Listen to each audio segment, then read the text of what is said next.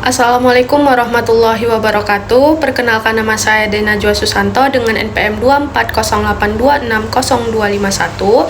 Pada kesempatan ini saya akan mempresentasikan materi blok CMH Sel Molekular Biologi and Hematologi dengan judul membran sel. Nah, masuk kita ke bagian pertama, pengertian membran sel. Apa itu membran sel? Membran sel atau membran plasma merupakan lapisan tipis dan dinamis yang membatasi bagian dalam sel dengan lingkungan ekstraseluler. Nah, membran ini tidak hanya berfungsi sebagai pembatas, tetapi juga bersifat selektif permeable, yaitu mampu mengatur zat tertentu yang masuk dan keluar dari sel.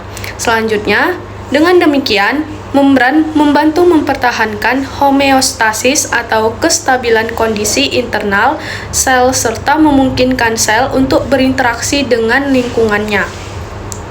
Lalu, masuk kita ke bagian kedua, yaitu struktur membran sel. Apa aja sih struktur membran sel itu?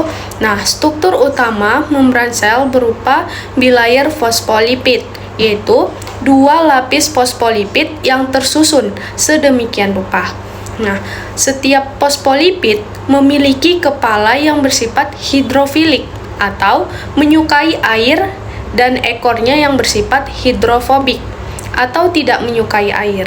Nah, kepala menghadap ke cairan intraseluler dan ekstraseluler, sedangkan bagian ekornya mengarah ke bagian tengah membran.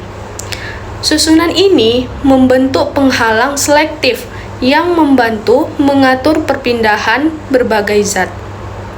Lanjut kita ke bagian ketiga, yaitu komponen membran sel.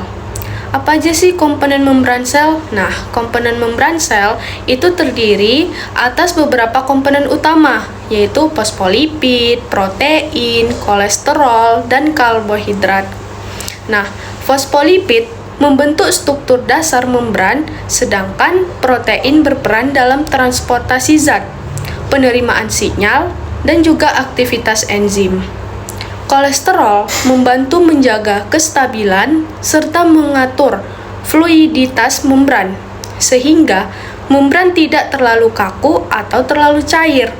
Karbohidrat yang terdapat pada permukaan luar membran berperan dalam pengenalan dan juga interaksi antar sel.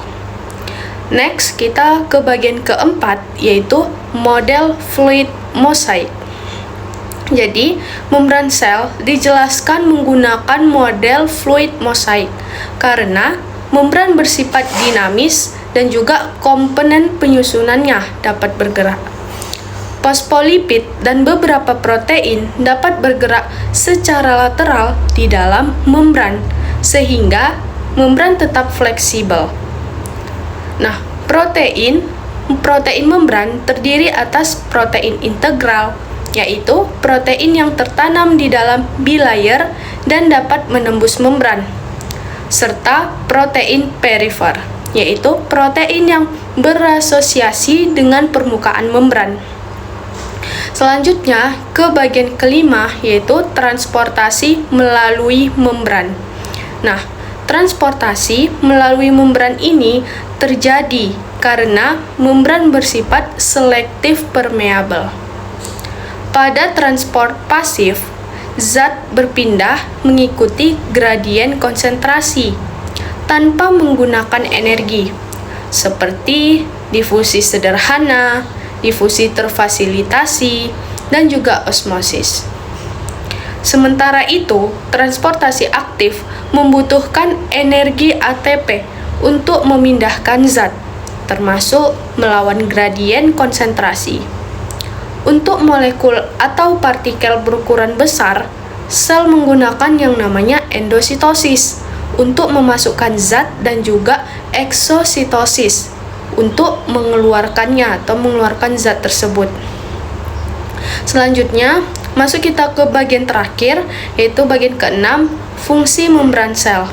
Nah, fungsi membran sel itu memiliki berbagai fungsi penting, yaitu sebagai pembatas dan juga pelindung sel, mengatur keluar masuknya zat, serta mempertahankan homeostasis.